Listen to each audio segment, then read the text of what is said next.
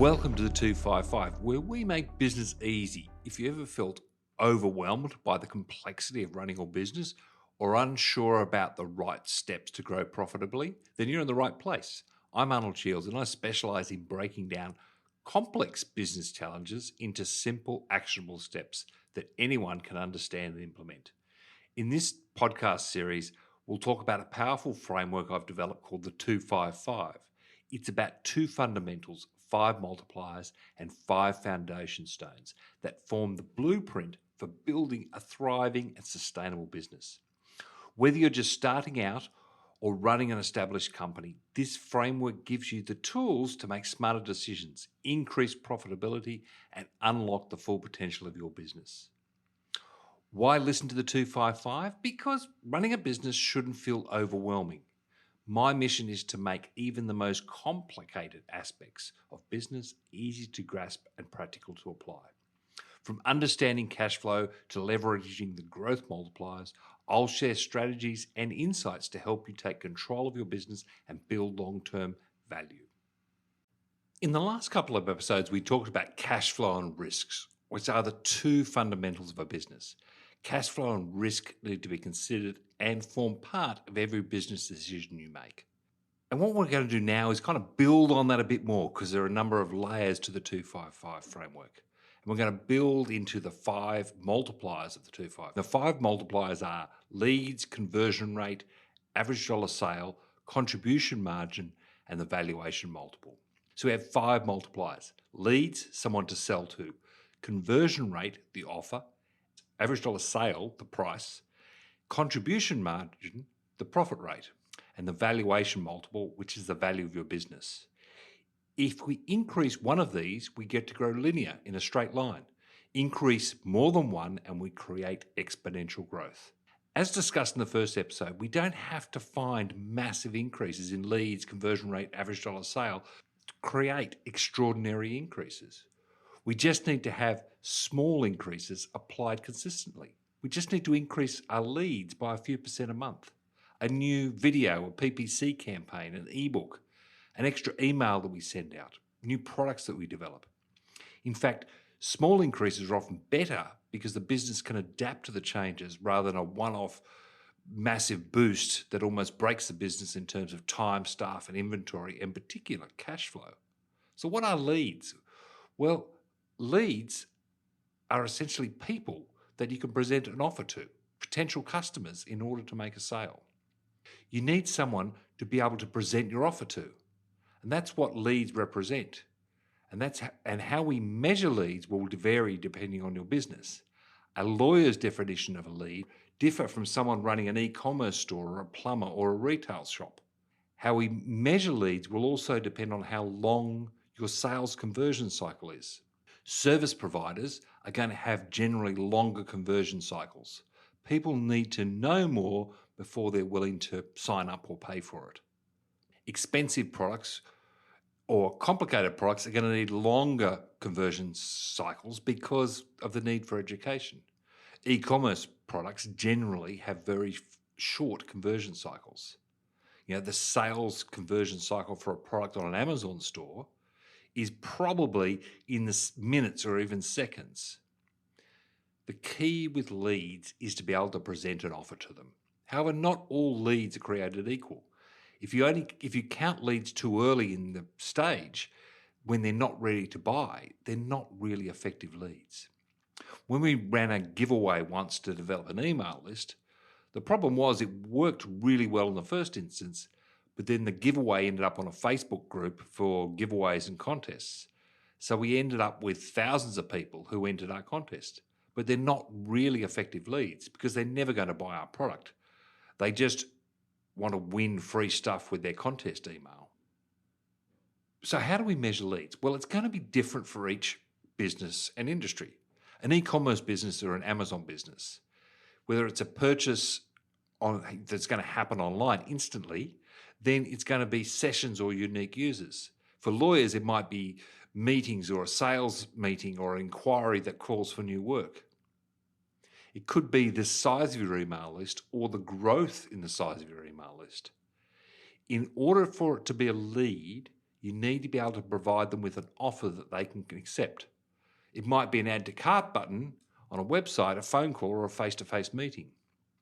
And why is this important? Well, you might have 5 million TikTok followers, but if they can't buy from you, are they actually a lead? No.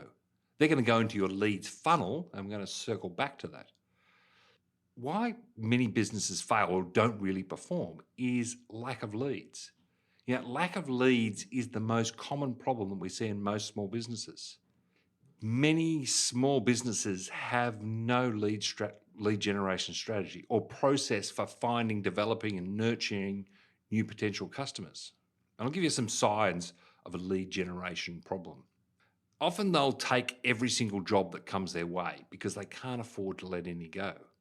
As a result, they take on jobs that are not profitable or work with people who don't value what they've got to offer. And you don't want to have to work with everybody. If you're running a service business or if you're running a product business, you want to work with people, you want to sell to people who are prepared to pay and willing to pay the full price. Another sign of lead generation problems in a business is the business owner says, well, I convert all my sales. This presents a number of problems. One, they haven't got enough leads and their price is too cheap. So they end up super busy because they don't have time for anything else because they're just busy accepting every single job and they never have any money. Another sign of a leads generation problem is they have volatile sales. So they're busy one month and nothing the next. And because they don't have a lead generation system that works all the time, they work like madmen trying to get the work done. And then when that runs out, they do marketing for a month or two, and then the cycle just continues. Without a regular inflow of leads, they're always struggling, never able to move beyond their current poor position. They can't afford to get new employees. They can't actually work on their business. Imagine how different your business would be with a consistent flow of new leads that happens on autopilot. A consistent inflow of new leads means you have stability, and then you can use those leads to start optimizing your conversion rate or working on your business or putting on new employees because you have that stability. You have that certainty of this new work coming all the time.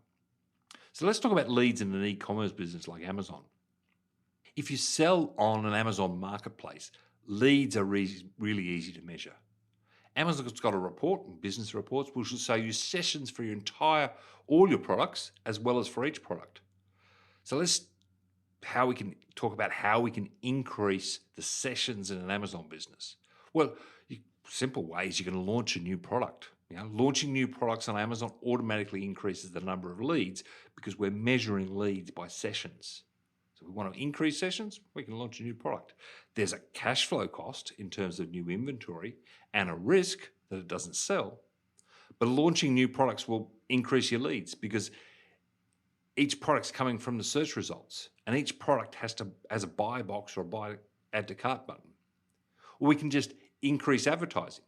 We can simply increase the bid or price or spend, or we can start launching new campaigns targeting new keywords.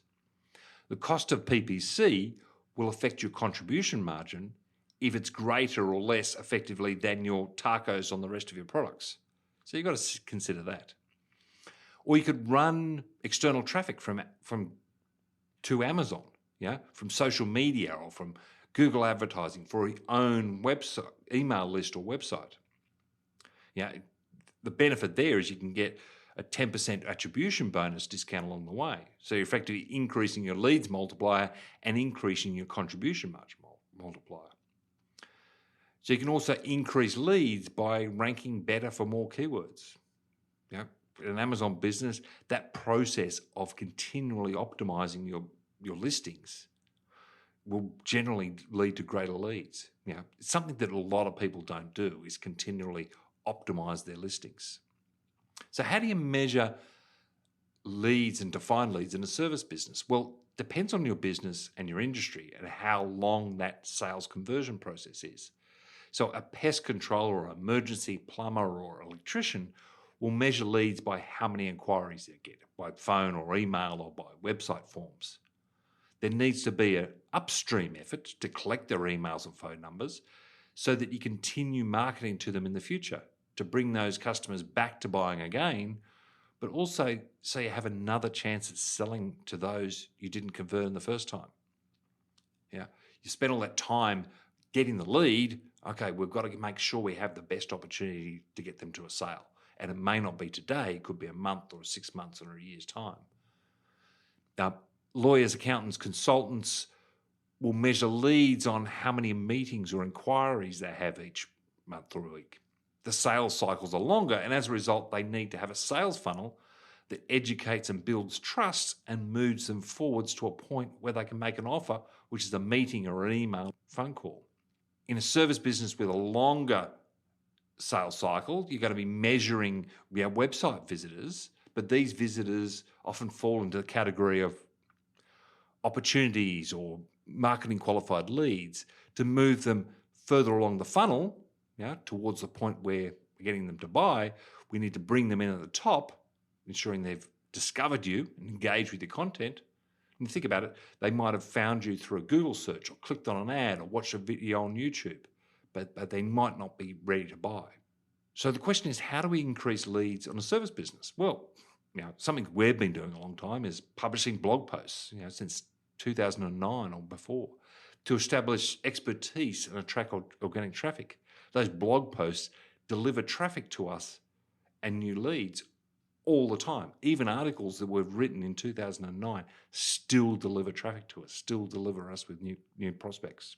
So we can offer downloadable ebooks or guides that provide value while capturing the contact information. We can create interactive tools like calculators, which can be incredibly engaging and valuable. In fact, we build a significant part of our business just by running a few calculators. We can produce videos on YouTube or host them directly on our website to reach a broader audience. Sending regular email updates to nurture existing leads and keep your audience engaged. You can provide mini courses that showcase your expertise and help potential customers learn more about your services.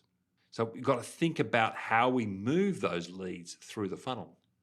Once you've attracted those marketing qualified leads, people visiting your website or downloading an ebook, engaging with your content, the next step is to convert them into sales qualified leads. So how do you do that? Well, by creating a clear and compelling call to action.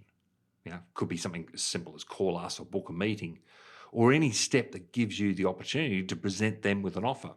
But here's the thing, for your business to truly thrive, you need to create an evergreen lead generation system. And what that means is something that just doesn't work today, but continues to build potential customers in the long haul. And the trick with this is it's not easy to find. You've got to try many different things before you end up with the one that goes, okay, this works. This will work for a long time. And once you've found those things, you can keep on going.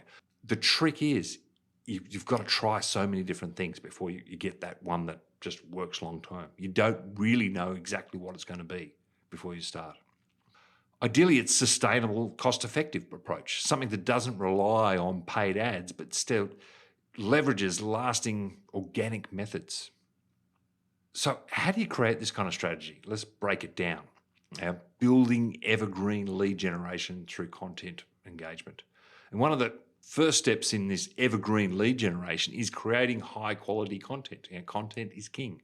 Whether it's blog posts or how-to guides or case studies or videos, your content should provide lasting value and stay relevant over time. For example, we've got videos and blog posts on our website that still generate leads and new customers years after they're originally created. These resources work like an always-on tool for your audience, educating them, solving problems, demonstrating your expertise. Tools like ebooks and webinars can double as lead magnets, offering value in exchange for the contact information. Platforms like YouTube are great for hosting videos that continually attract new leads, delivering consistent results over the long term. But content isn't enough. You've got to optimize for search. If people can't find your content, it won't help. And that's where evergreen SEO comes in. Focus on keywords with lasting relevance. Optimize your website to rank high in search results. And this ensures you get this steady stream of organic traffic that keeps your funnel full. Remember, we talked about what would your business be like if it had a consistent flow of new leads all the time. Social media is really about, you can use it for visibility and engagement, but they're also for building relationships. Share that evergreen content regularly. Interact with your followers. And then you start nurturing those leads through email marketing. I mean, email's a really powerful tool for turning interest into action. You can offer lead magnets like free templates and exclusive discounts to encourage signups. And then you can use automated campaigns to keep the communication personalized and valuable. How often you send them will depend on your industry. I know I've got my email boxes full of some businesses that send out every single day. Keeps your business top of mind and builds stronger connections with your leads over time. And then finally, you're going to look for opportunities to build strategic partnerships and referral sources. Collaborating with complementary businesses or incentivizing referrals can expand your reach and bring in quality leads. By focusing on these evergreen strategies, you'll create a lead generation system that keeps on working for you, really on autopilot, day after day, year after year. So that's about it for this week on leads. And leads and how to generate them is a topic we're going to come back to in future episodes because it needs really some in-depth discussion and explaining on how they work for each business. And we're going to spend some more time on that, and as well as get some experts in to chat about what they can help us with. So what I want to think about today is just how you're generating leads. Where do you get them? Write down a couple of different ways that you're getting leads to your business now.